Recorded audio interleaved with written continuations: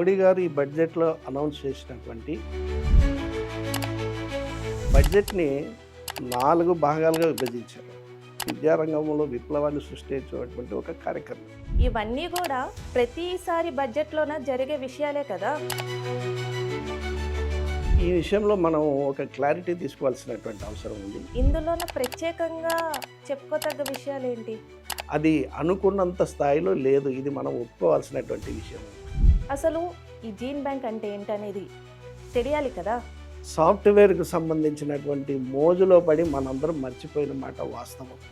మరి ఈ స్టార్టప్స్ గురించి కేంద్ర ప్రభుత్వం ఎటువంటి నిధులను కేటాయిస్తుంది?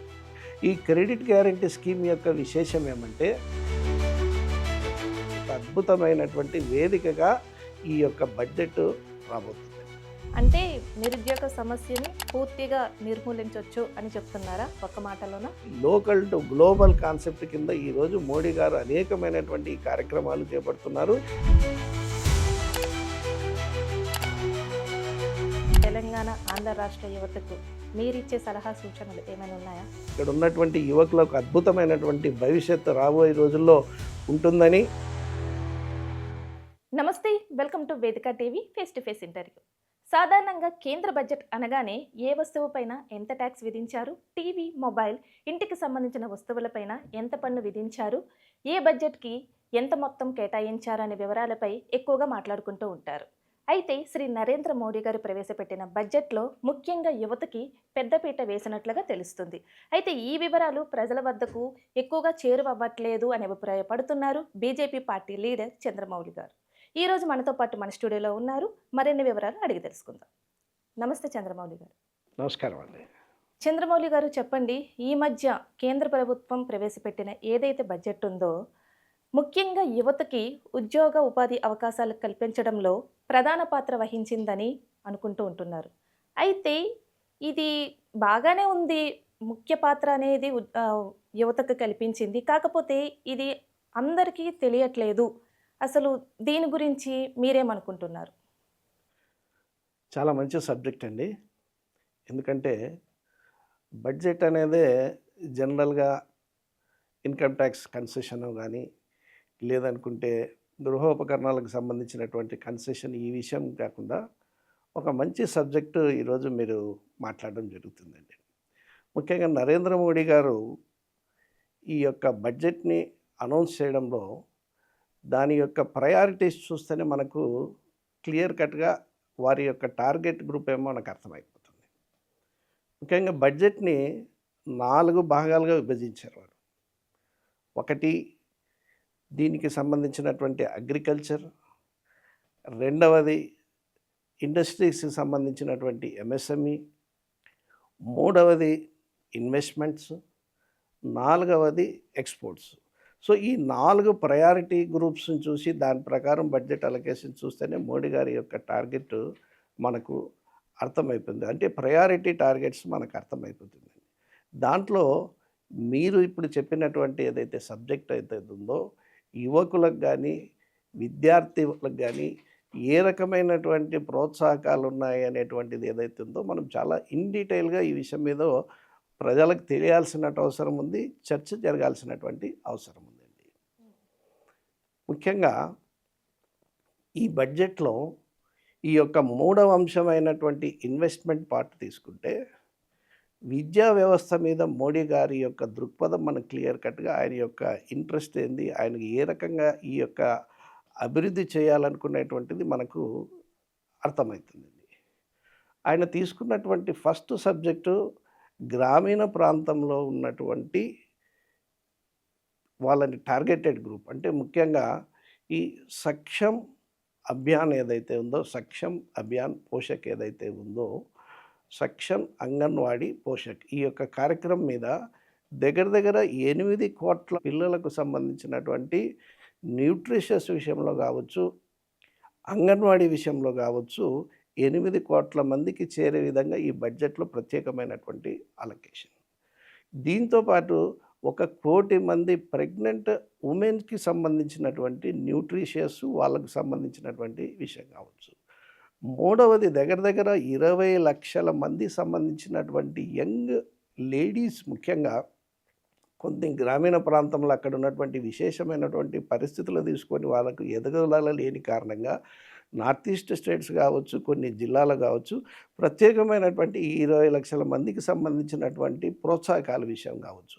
అంటే కంప్లీట్‌గా ఇంత పెద్ద గ్రూప్‌ని టార్గెటెడ్‌గా గ్రామీణ ప్రాంతంలో ఉన్నటువంటి వ్యవస్థని, ఫండమెంటల్ వ్యవస్థని అభివృద్ధి చేయడము, దానికి ప్రత్యేకమైనటువంటి బడ్జెట్ అలొకేషన్ ఏదైతే చేయడం ఏదైతే ఉందో, ఒక చరిత్రాత్మకమైనటువంటి కార్యక్రమంగా మనం చెప్పుకోవచ్చండి.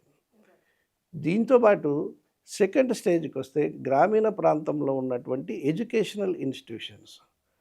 అటల్ టింకరింగ్ ల్యాబ్ అనే పేరు మీద మనకు చాలా చోట్ల గ్రామీణ ప్రాంతంలో స్కూల్స్ కానీ, ఐటీఐస్ కానీ, వీటన్నిటి కానీ అక్కడ ఉన్నటువంటి విద్యార్థులకు ప్రోత్సాహం ఇచ్చేటువంటి, సైన్స్ టెంపర్ పెంచేటువంటి ల్యాబ్స్ కానీ, ఆ టైప్ ఆఫ్ ఇన్నోవేషన్ కానీ లేదు.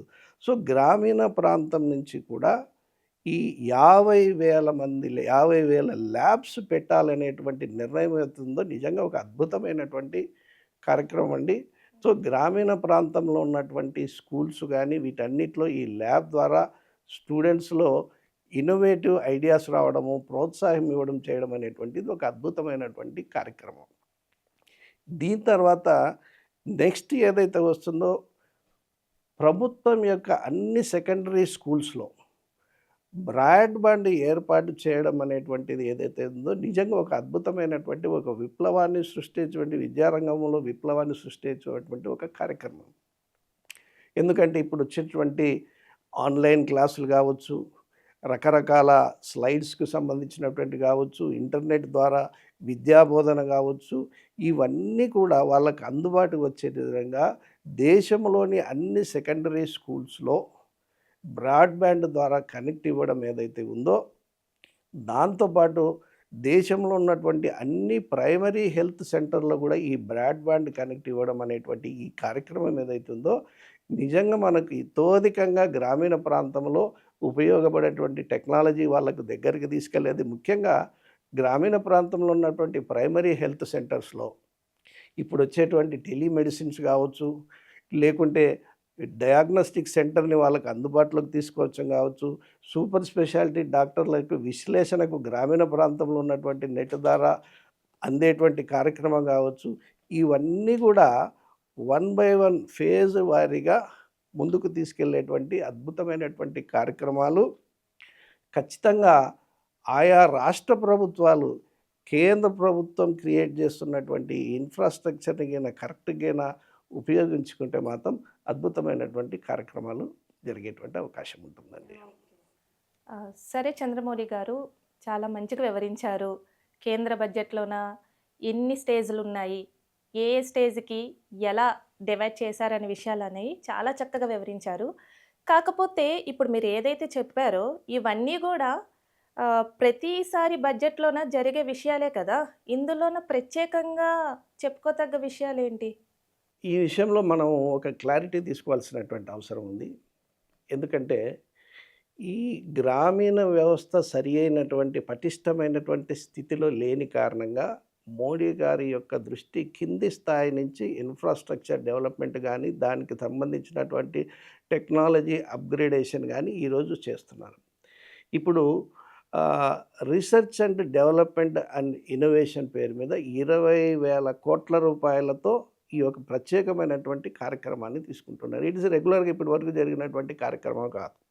అంటే ఇప్పటి వరకు జరగలేదంటున్నారా? జరగలేదు. ఖచ్చితంగా జరగలేదు. ఎందుకంటే మనము స్వతంత్రం వచ్చిన 70 సంవత్సరాల వరకు తీసుకుంటే ప్రపంచం మొత్తం మీద కూడా రీసెర్చ్ విషయంలో కానీ, పేపర్స్ పబ్లిష్ విషయంలో కానీ, లేకుంటే నోబెల్ ప్రైజ్ అన్నిటి విషయంలో కానీ భారతదేశం అత్యంత వెనుకబడినటువంటి విషయం మనందరికీ తెలిసిన విషయమే. మనకున్నటువంటి రీసెర్చ్ పేపర్ కానీ, కొత్తగా ప్రొడక్ట్స్ ఇన్నోవేషన్ కానీ ఆల్మోస్ట్ మనము లాస్ట్‌లో ఉంటాం. దీనికి కారణం ఏమంటే ఇక్కడ ప్రాపర్ ఇన్ఫ్రాస్ట్రక్చర్ కానీ, ఆ తగినటువంటి గవర్నమెంట్ నుంచి ప్రోత్సాహం కానీ లేకపోవడం. సో అందుకు మోడీ గారి యొక్క టార్గెటెడ్ గ్రూప్ రీసెర్చ్ అండ్ డెవలప్మెంట్‌లో 20,000 కోట్లతో ప్రత్యేకమైనటువంటి ప్రైవేట్ పార్ట్నర్షిప్ అని, ఎందుకంటే వాళ్ళని ఇన్వాల్వ్ చేయడం ద్వారా. దీనికి ఎందుకంటే యూఎస్‌ను మనం ఒక ఎగ్జాంపుల్ తీసుకుంటే అకాడెమీషియా వర్సెస్ ఇండస్ట్రియలిస్ట్. ఫర్ ఎగ్జాంపుల్ కాలేజీలో వాళ్ళు థియరిటికల్గా చాలా పర్ఫెక్ట్గా ఉంటారు, కానీ వాళ్ళకు ప్రాక్టికల్ ఎక్స్పీరియన్స్ కావాలంటే ఒక ఇండస్ట్రీస్ పోవాలి. ఇండస్ట్రీలో దానికి సంబంధించినటువంటి ఇబ్బందులు, దానికి సంబంధించిన టెక్నాలజీ డెవలప్మెంటు, అక్కడ ఉన్నటువంటి అవసరాలు వేరు. సో మొట్టమొదటిసారిగా ఇండస్ట్రీ ప్లస్ అకాడమియస్ ఇన్వాల్వ్మెంట్తో ఒక అద్భుతమైనటువంటి కార్యక్రమానికి రూపుదిద్దే విధంగా ప్రత్యేకంగా ఈ యొక్క ప్రోత్సాహకాలు ఇవ్వడంతో పాటు ప్రైవేట్ యొక్క ఇన్వాల్వ్మెంట్తో ఇండస్ట్రీని యూనివర్సిటీస్కి అనుసంధానం చేసి ప్రత్యేకమైనటువంటి రీసెర్చ్ డెవలప్ చేసేటువంటి కార్యక్రమం ఏదైతే ఉందో ఒక అద్భుతమైనటువంటి రాబోయే రోజుల్లో ముందుకొచ్చేటువంటి కార్యక్రమం అండి. దీంతోపాటు ప్రైమ్ మినిస్టర్ రీసెర్చ్ ఫెలోషిప్, ఇది ఏదైతే కార్యక్రమం ఉందో మనకు హాస్యాస్పదంగా ఉంటుంది, కానీ ఒక పిహెచ్డి చేయాలంటే మనకు దగ్గర దగ్గర 5 నుంచి 6 సంవత్సరాలు పడుతుందండి. ఈ 5 నుంచి 6 సంవత్సరాల్లో వారికి దగ్గర దగ్గర 22 ఏళ్ళ నుంచి 25 ఏళ్ళ వయసు రావచ్చు. ఈ జూనియర్ రీసెర్చ్ ఫెలోషిప్ కావచ్చు, వీళ్ళు ఇచ్చేటువంటి స్టైఫండ్ కావచ్చు, ఒక 8 నుంచి 7,000 రూపాయల వరకు ఉంటుంది. సో 7 నుంచి 8,000 రూపాయల యొక్క దీంతో వాడు ఒక 5-6 సంవత్సరాలు పిహెచ్డి ఏ రకంగా చేయాలి, ఒక క్వాలిటేటివ్ లైఫ్ కానీ, లేకుంటే స్టడీ మెటీరియల్ కానీ, ఒక ల్యాబ్ ఫెసిలిటీ కానీ, ఇవన్నీ చోట చేసేటువంటి కార్యక్రమాలు ఎలాగుంటాయి, దాని యొక్క స్టాండర్డ్ మనం చూసాం. కాబట్టి మోడీ గారు దగ్గర దగ్గర 10,000 మందికి ఎంపిక చేసినటువంటి వారికి వారి యొక్క స్టైఫండ్ 70,000 నుంచి 80,000 వరకు ఇచ్చేటువంటి ఒక అద్భుతమైనటువంటి కార్యక్రమాన్ని మనకు అందించారు. ఎందుకంటే వారి యొక్క ఆర్థికమైనటువంటి పరిస్థితి మెరుగున్నప్పుడే వారి నుంచి బెటర్ రిజల్ట్స్ వస్తాయనేటువంటిది మనందరికీ ఇప్పుడు గమనించినది. కాబట్టి ఈ ప్రైమ్ మినిస్టర్ రీసెర్చ్ ఫెలోషిప్ ముఖ్యంగా ఐఐటీస్ కానీ, ఇండియన్ ఇన్స్టిట్యూట్ ఆఫ్ సైన్స్ లాంటి ప్రతిష్టాకరమైనటువంటి దాంట్లో స్పెసిఫిక్ టార్గెటెడ్ సంబంధించినటువంటి ఫీల్డ్స్లో రీసెర్చ్ చేసేటువంటి ఒక అద్భుతమైనటువంటి కార్యక్రమం ఈ పిఎంఆర్ఎఫ్ ద్వారా ముఖ్యంగా ఈ రీసెర్చ్ వైపు ఓరియంటేషన్ రావడానికి ఒక మంచి ప్యాకేజ్ కూడా 70 నుంచి 80,000 రూపాయలు అంటే చిన్న విషయం కాదు, నెల స్టైఫండ్. సో దీని ద్వారా అనేక మంది రాబోయే రోజుల్లో రీసెర్చ్ ముందుకొచ్చేటువంటి కార్యక్రమాలు ఇవన్నీ కూడా మునుపెన్నడూ లేదు. ఇప్పుడున్నటువంటి నేతృత్వంలో ఉండడమే కాదు, వీనికి ప్రత్యేకమైనటువంటి బడ్జెట్ అలొకేషన్ చేయడం ద్వారా మోడీ గారు ఒక అద్భుతమైనటువంటి కార్యక్రమానికి శ్రీకారం చుట్టారు. ఓకే.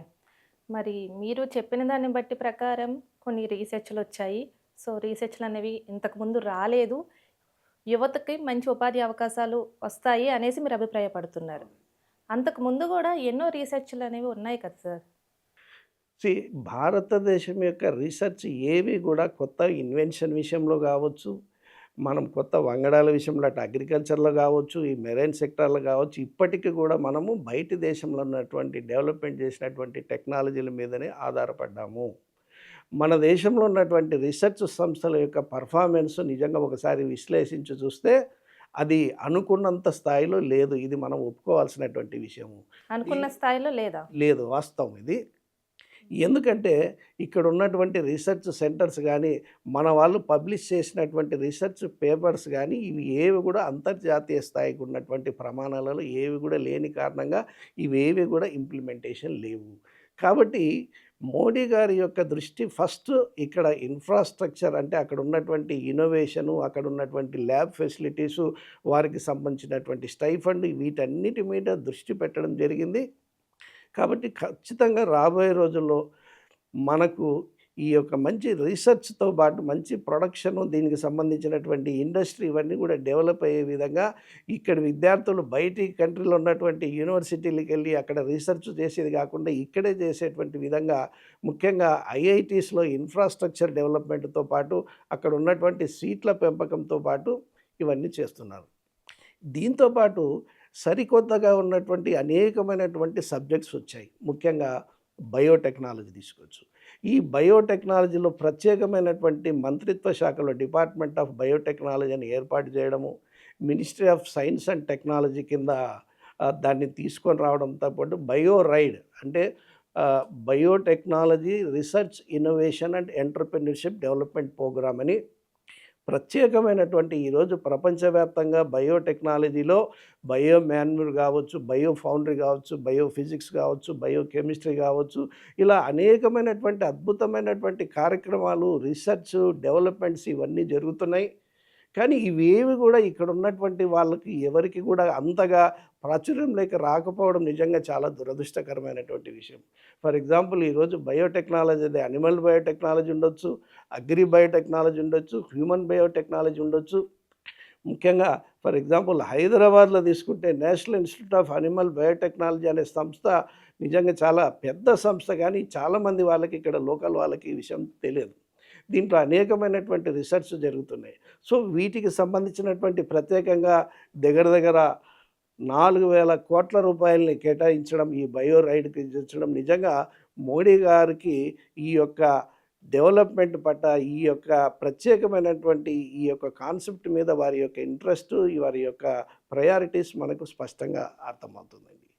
దీంతో పాటు ఇప్పుడు జీన్కి సంబంధించినటువంటి national gene bank. Gene bank అంటే మనందరికీ తెలుసు, అనేకమైనటువంటి కొత్త వంగడాలు కావచ్చు, కొత్త టెక్నాలజీలు కావచ్చు, ముఖ్యంగా మారుమూల ప్రాంతంలో ఉన్నటువంటి రేర్ స్పైసెస్ సంబంధించినటువంటి మొక్కలు కావచ్చు, వీటికి సంబంధించినటువంటి జీన్ని భద్రపరిచి రాబోయే తరాల వాళ్ళకి ఫుడ్ సెక్యూరిటీ విషయంలో కానీ, న్యూట్రిషన్ విషయంలో ఆ జీన్ని భద్రపరిచి దాన్ని డెవలప్ చేసి ముందుకు తీసుకెళ్లే విధంగా జీన్ బ్యాంక్ని ఏర్పాటు చేయడము, దానికి ప్రత్యేకమైనటువంటి బడ్జెట్ కేటాయించడము నిజంగా ఒక అద్భుతమైనటువంటి కార్యక్రమం అండి. దీంతో పాటు ముఖ్యంగా దేశవ్యాప్తంగా 12 చోట్ల ఈ జీన్ బ్యాంకుకు సంబంధించినటువంటి సెంటర్స్ కూడా ఉన్నాయి. వాటిలో ఈ యొక్క ప్రోత్సాహకాలు ఎక్కడ ఉన్నటువంటి సైంటిస్టులను ప్రోత్సాహపరిచి అక్కడ ఉన్నటువంటి రేర్ స్పైసెస్ విషయంలో కావచ్చు, రేర్ మొక్కల విషయంలో కావచ్చు, వీటన్నిటి కూడా భద్రపరిచి రాబోయే తరాలకు అందుబాటు చేసే విధంగా ఒక బ్యాంక్ని ఏర్పాటు చేయడం అనేటువంటి కూడా ఒక అద్భుతమైనటువంటి కార్యక్రమం అండి. ఓకే. అయితే మీరు చాలా విషయాలు చెప్పారు. అంటే ఇందులోన నాలాగా ఎంతోమంది యువతకి ఇలాంటివేవి కూడా అంతగా తెలియదు. ఇప్పుడు ఏదైతే ప్రభుత్వం ప్రవేశపెడుతుందో నిధులు కావచ్చు, లేకపోతే కొత్త కొత్త పథకాలు కావచ్చు, ప్రవేశపెడుతుంది ఇట్లాగా అనేసి చెప్తుంది. కానీ దాని గురించి సరైన అవగాహన ప్రభుత్వమే కదా ఇవ్వాలి. మరి అలాంటి అవగాహన ఎందుకు ఇవ్వట్లేదు ప్రభుత్వం? ఇప్పుడు ఫర్ ఎగ్జాంపుల్ మనం మాట్లాడుకుంటే ఇప్పుడే మీరు జీన్ బ్యాంక్ అనేసి ఒక దాని గురించి మాట్లాడారు. అసలు ఈ జీన్ బ్యాంక్ అంటే ఏంటనేది తెలియాలి కదా! మరి దాన్ని తెలియజేసేది ప్రభుత్వమే. మరి దీన్ని ఎందుకు వెనక పెడుతున్నారు? దీన్ని వెనక పెట్టడం ఏం లేదండి. దీనికి సరి అయినటువంటి, ఎందుకంటే మనందరికీ తెలుసు ఈరోజు చాలామంది సాఫ్ట్వేర్ రంగాన్ని ఎన్నుకొని కోర్ ఇంజనీరింగ్ సబ్జెక్ట్ కూడా వదిలేసేసి సాఫ్ట్వేర్ రంగానికి వెళ్ళి కేవలం ధన సంపాదనే ముఖ్యంగా పెట్టుకొని ముందుకెళ్తున్నటువంటి కార్యక్రమాన్ని మనం చూసాం. కోర్ ఇంజనీరింగ్ సబ్జెక్ట్ మనం మిస్ అయింది. ఈరోజు అనేకమైనటువంటి టెక్నాలజీసు, అనేకమైనటువంటి ఇన్నోవేషన్స్, అనేకమైనటువంటి రీసెర్చ్ ఇవన్నీ కూడా ఈ యొక్క సాఫ్ట్వేర్కి సంబంధించినటువంటి మోజులో పడి మనందరం మర్చిపోయిన మాట వాస్తవం.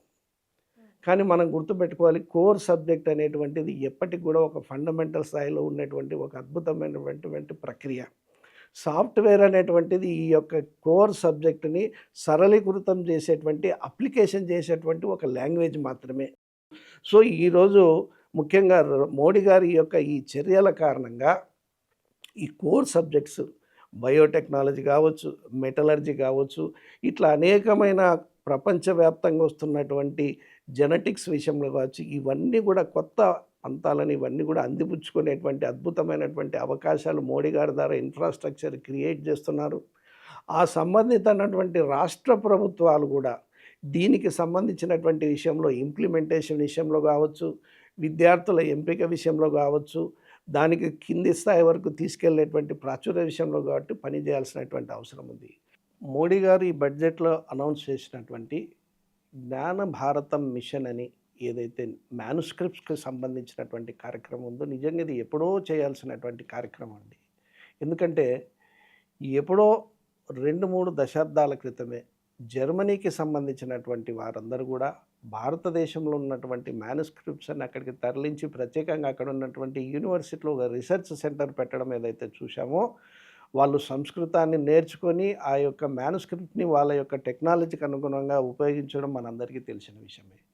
ఈరోజు భారతదేశంలో ముఖ్యంగా తంజావూరు లాంటి సరస్వతి మహల్ లైబ్రరీ కావచ్చు, లేకుంటే తిరుపతి తిరుమల దేవస్థానానికి అనుసంధానంగా ఉన్నటువంటి ఓరియంటల్ మ్యానుస్క్రిప్ట్స్‌కి సంబంధించినటువంటి కావచ్చు, అనేక మారుమూల ప్రాంతాల్లో కూడా, గ్రామాల్లో కూడా తాళపత్ర గ్రంథాలను ఇంట్లో పెట్టుకునేటువంటిది అలవాటు మనందరికీ ఉంది.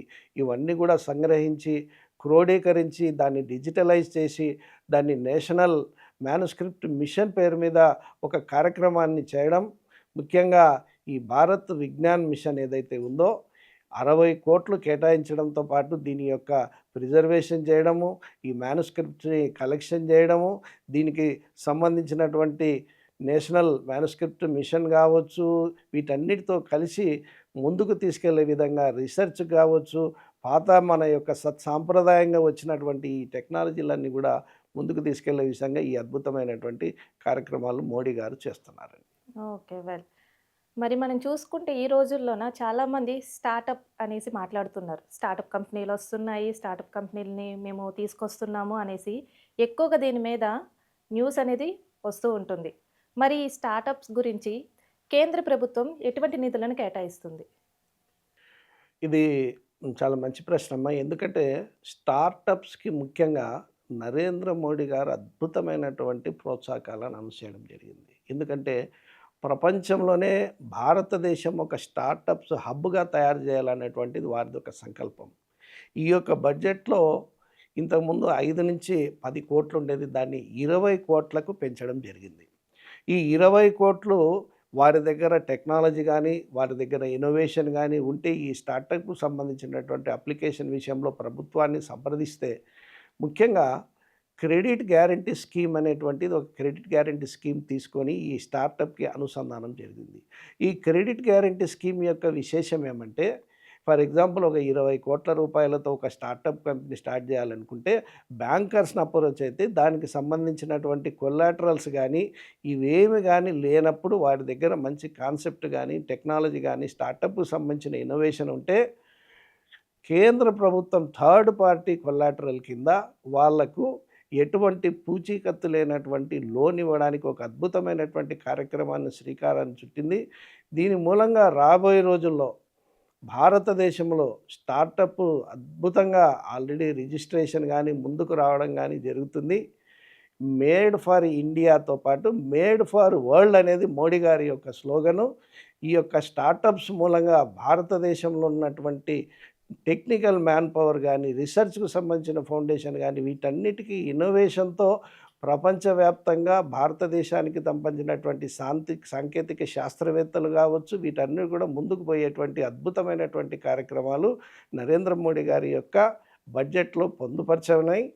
ఆయా రాష్ట్ర ప్రభుత్వాలు, కేంద్ర ప్రభుత్వం క్రియేట్ చేసినటువంటి బేసిక్ ఇన్ఫ్రాస్ట్రక్చర్, ఇటు గ్రామీణ ప్రాంతంలో, ఇటు సెకండరీ స్కూల్ ఎడ్యుకేషన్‌లో, ఇటు రీసెర్చ్ వైపు కానీ, దాని తర్వాత వచ్చేటువంటి స్టార్టప్స్ కానీ, తర్వాత ఇక్కడ ఉన్నటువంటి రీసెర్చ్ స్కాలర్స్ను తయారు చేసేటువంటి ప్రైమ్ మినిస్టర్స్ రీసెర్చ్ ఫెలోషిప్ కానీ, ఇవన్నీ కూడా అద్భుతంగా మనం అందిపుచ్చుకుంటే రాబోయే రోజుల్లో సరికొత్త భారతదేశము, మనం ఏదైతే విశ్వగురువుగా భారతదేశాన్ని అనుకుంటామో దాన్ని ముందుకు తీసుకెళ్లేటువంటి ఒక అద్భుతమైనటువంటి వేదికగా ఈ యొక్క బడ్జెట్ రాబోతుందండి.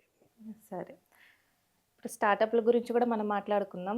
కాకపోతే సాధారణంగా ఒక మధ్యతరగతి వ్యక్తి ఎలా ఆలోచిస్తాడంటే, నా పిల్లలకి నేను ఎంత చదివించినా తర్వాత వాళ్ళకి కావాల్సింది ఉద్యోగం. అది ఏ రంగంలోనైనా సరే. ఇప్పుడు మీరు ఏవైతే ప్రవేశపెడుతున్నారో యువతకి ఉద్యోగ అవకాశాలు వస్తాయి అనేసి, ఇందులోన ఎంతవరకు గ్యారంటీ ఉంది? ఇప్పుడు మీరు అనుకున్న ప్రకారంగా ఇప్పుడు ఏవైతే కోర్సులు తీసుకొని ఒకవేళ చదివారో అనుకోండి, తర్వాత ఉద్యోగాలు రాకపోతే మళ్ళీ వాళ్ళే కదా బాధపడేది. అవును. ఇప్పుడు ప్రపంచీకరణ నేపథ్యంలో ఉద్యోగం అనేటువంటి కాన్సెప్ట్ మారిపోయిందమ్మా. ఇప్పుడు మోడీ గారు ఏదైతే 2 సెక్టార్స్, మ్యానుఫ్యాక్చరింగ్ సెక్టార్ కానీ, సర్వీసింగ్ సెక్టార్ కానీ, ఎస్పెషల్లీ ఎంఎస్ఎంఈకి సంబంధించినటువంటి రంగంలో prime minister employment generation programme అనేటువంటిది ఏ యొక్క నిరుద్యోగం సంబంధించిన వారు కానీ ఏ ఏ రంగంలో అయినా సరే మ్యానుఫ్యాక్చరింగ్ రంగాలంటే 50 లక్షల రూపాయలు అన్నటువంటి లోన్ ఇచ్చేటువంటి ఒక అద్భుతమైనటువంటి కార్యక్రమం. ఇవి కాకుండా కొద్దిగా చదువు తక్కువగా ఉండి స్కిల్ ఉన్నటువంటి వాళ్ళకి సర్వీసింగ్ సెక్టర్లో అంటే ఈ వాటర్ సర్వీసింగ్ కానీ, టూ వీలర్ సర్వీసింగ్ కానీ, ఈ సేవా సెంటర్స్, మీ సేవా సెంటర్స్, సౌండ్ సిస్టమ్స్, తర్వాత లైటింగ్స్, వీటన్నిటి కూడా ఈ సర్వీసింగ్ సెక్టర్ ఎక్కుతుంటే దానికి 20 లక్షల రూపాయలు ఇచ్చేటువంటి ఈ కార్యక్రమాలు ఏవైతే ఉన్నాయో ఇవన్నీ కూడా ఒక అద్భుతమైనటువంటి నూతనమైనటువంటి భారతదేశాన్ని ఆవిష్కరించబోతున్నాయి. మనము జాబు ఇచ్చేవాళ్ళంగా తయారయ్యేటువంటి ఒక అద్భుతమైనటువంటి వేదికను మన ముందు పెట్టాము. కాబట్టి ఇవన్నీ కూడా అందిపుచ్చుకోవాల్సినటువంటి అవసరము ఇప్పుడున్నటువంటి యువతకుంది. ముఖ్యంగా కేంద్ర ప్రభుత్వం తీసుకొస్తున్నటువంటి ఇన్నోవేషన్గా ఉన్నటువంటి ఈ కార్యక్రమాలన్నీ కూడా ప్రజాబాహుల్యం చేయాల్సినటువంటి అవసరం ఉంది. కింది స్థాయి వరకు వీటన్నిటి కూడా తీసుకెళ్ళి ఇప్పుడు ఫర్ ఎగ్జాంపుల్ ఇప్పుడు ప్రైమ్ మినిస్టర్ రీసెర్చ్ ఫెలోషిప్ ఉందండి. చాలామంది మన వాళ్ళకే తెలియదండి. ఎందుకంటే 70 నుంచి 80 వేల రూపాయలు స్టైఫండ్ వస్తుంది.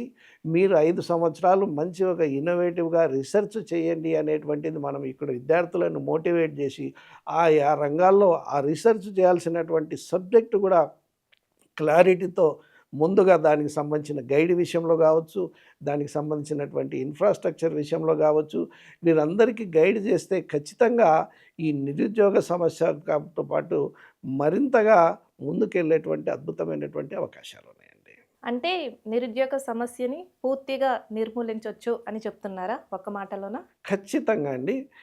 నిరుద్యోగ సమస్యనే కాకుండా దేశాన్ని ప్రగతి పదంలో తీసుకెళ్లతో పాటు వారి యొక్క ఇండివిజువల్ అభివృద్ధి, జాతీయ అభివృద్ధి, అలాగే అంతర్జాతీయ స్థాయికి కూడా వెళ్ళేటువంటి లోకల్ టు గ్లోబల్ కాన్సెప్ట్ కింద ఈరోజు మోడీ గారు అనేకమైనటువంటి ఈ కార్యక్రమాలు చేపడుతున్నారు.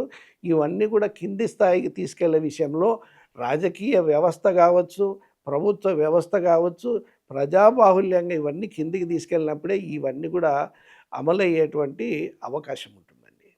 ఓకే. మరి చివరిగా తెలంగాణ, ఆంధ్ర రాష్ట్ర యువతకు మీరిచ్చే సలహా సూచనలు ఏమైనా ఉన్నాయా? ముఖ్యంగా ఆంధ్ర, తెలంగాణకు సంబంధించినటువంటి 2 రాష్ట్రాలు విభజన నేపథ్యంలో అనేకమైనటువంటి సమస్యలు ఉన్నప్పటికీ కూడా కేంద్ర ప్రభుత్వం యొక్క సహకారంతో ఇక్కడ ఐఐటి కావచ్చు, ఆంధ్రప్రదేశ్లో ఐఐటి కావచ్చు, ఇవన్నీ కూడా ప్రతిష్టాత్మకమైనటువంటి ఇన్స్టిట్యూషన్స్. ఇక్కడ వరంగల్లో ఎన్ఐటి కానీ, ఆంధ్రప్రదేశ్లో కొత్తగా తాడేపల్లిగూడెంలో స్టార్ట్ చేసినటువంటి ఎన్ఐటి కానీ, ఇవన్నీ కూడా ఈ కేంద్ర ప్రభుత్వం ఇస్తున్నటువంటి ఈ బడ్జెట్ మూలంగా ఈ ఇన్ఫ్రాస్ట్రక్చర్ కానీ, రీసెర్చ్ ఫెసిలిటీస్ కానీ, ఇవన్నీ కూడా ముఖ్యంగా హైదరాబాద్ వచ్చేసి దేశంలోనే ఒక డిఫెన్స్ హబ్గా మారుతుంది. ఈ డిఫెన్స్ హబ్కు సంబంధించినటువంటి అనేకమైనటువంటి స్టార్టప్ కంపెనీస్, ముఖ్యంగా డ్రోన్ టెక్నాలజీ కావచ్చు, సర్వేలెన్స్ కెమెరాస్ కావచ్చు, ఇలా అనేకమైనటువంటి టెక్నాలజీకి రాబోయే రోజుల్లో హైదరాబాద్ కానీ, ఆంధ్రప్రదేశ్ కానీ కేంద్రం కాబోతుంది. సో ఇక్కడ ఉన్నటువంటి యంగ్ ఎంటర్‌ప్రెన్యూర్స్ కానీ, ఇక్కడ ఉన్నటువంటి టెక్నోక్రాట్స్ కానీ, ఇక్కడ ఉన్నటువంటి ఇన్నోవేషన్ని ఇవన్నీ కూడా కూడదీసుకొని ఇక్కడ ఉన్నటువంటి యువకులకు అద్భుతమైనటువంటి భవిష్యత్తు రాబోయే రోజుల్లో ఉంటుందని ఆశిస్తున్నానండి. చంద్రమౌళి గారు, ఉద్యోగం అంటే కేవలం డాక్టర్, ఇంజనీర్ అని అభిప్రాయపడుతున్న రోజుల్లో ప్రభుత్వం తరపున ఇన్ని ఉద్యోగ అవకాశాలు ఉన్నాయని తెలియజేసినందుకు ధన్యవాదాలు. నమస్కారం అండి. చూశారు కదండి, ఇంకొక వీడియోతో మళ్ళీ కలుద్దాం. అంతవరకు సెలవు, నమస్తే. ఈ వీడియో గురించి మీ అభిప్రాయం కింద మాకు కామెంట్ రూపంలో తెలియజేయండి. ఈ వీడియో కనుక మీకు నచ్చితే లైక్ చేసి షేర్ చేయండి. మరిన్ని ఇంట్రెస్టింగ్ వీడియోస్ గురించి మన ఛానల్ని సబ్స్క్రైబ్ చేసి పక్కనున్న బెల్ ఐకాన్ని ప్రెస్ చేయండి.